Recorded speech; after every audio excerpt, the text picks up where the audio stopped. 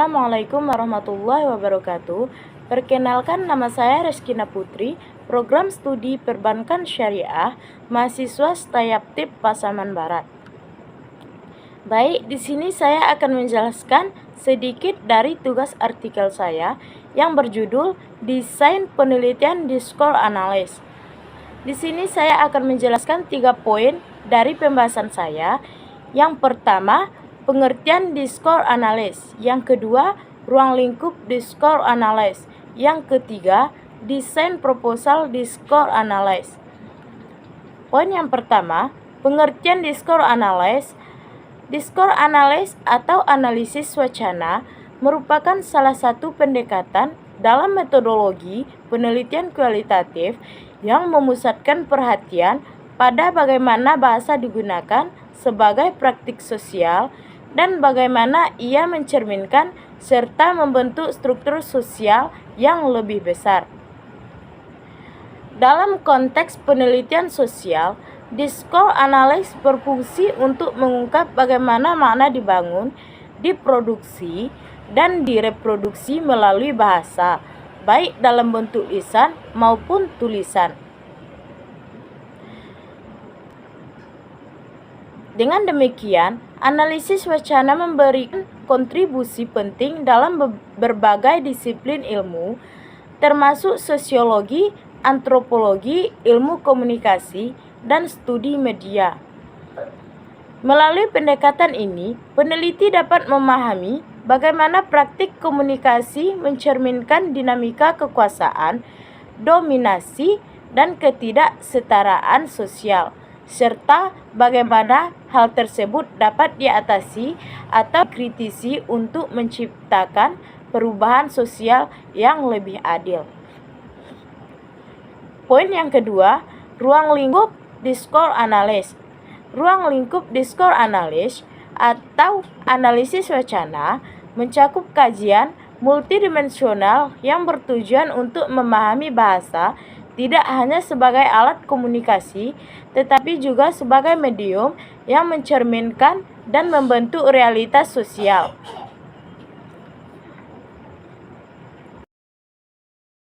Analisis wacana mencakup 3 dimensi utama, yaitu dimensi teks, dimensi konteks, dan dimensi kognisi sosial. Setiap dimensi ini memiliki kontribusi penting dalam membentuk kerangka analisis yang komprehensif. A. Dimensi teks.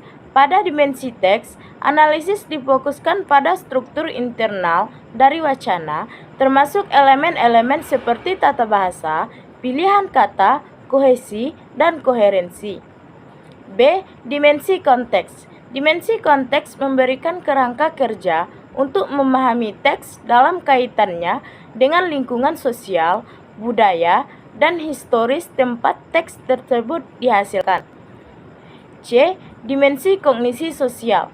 Dimensi kognisi sosial berfokus pada bagaimana individu atau kelompok sosial memproses, memahami, dan menafsirkan wacana.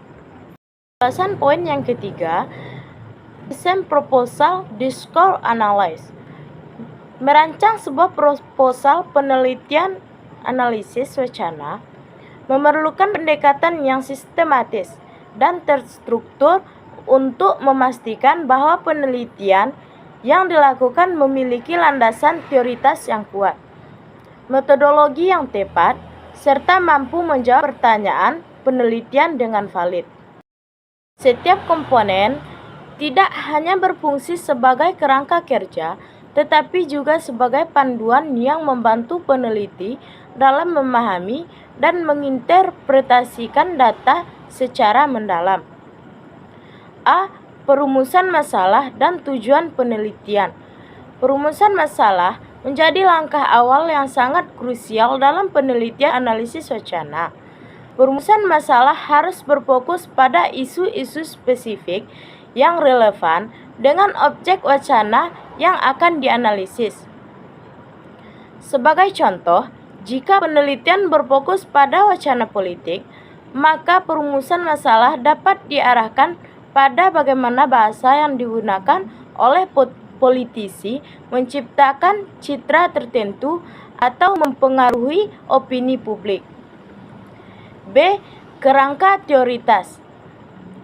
Kerangka teoritas merupakan pondasi yang menopang seluruh penelitian Nugroho, menekankan bahwa dalam analisis wacana, peneliti harus mampu mengintegrasikan berbagai teori yang relevan untuk memahami wacana dari berbagai perspektif.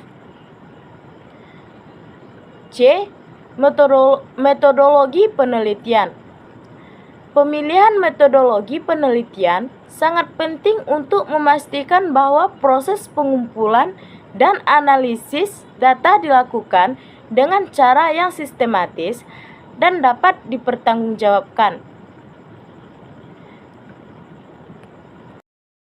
E. Teknik pengumpulan dan analisis data.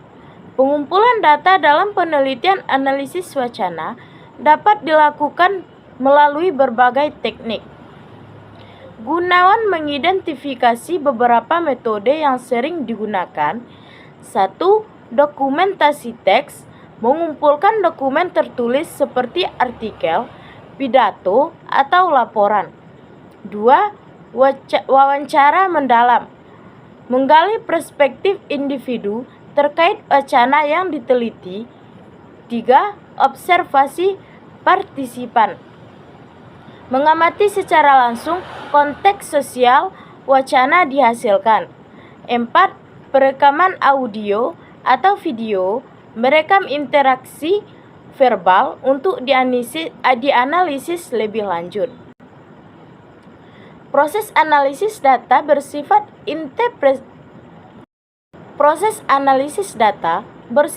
interpretatif dan rekursif, melibatkan langkah-langkah seperti coding atau pengkodean data, kategorisasi, dan interpretasi. Peneliti perlu mengidentifikasi pola-pola tertentu dalam data, seperti pengulangan tema atau strategi retorika yang digunakan dalam wacana.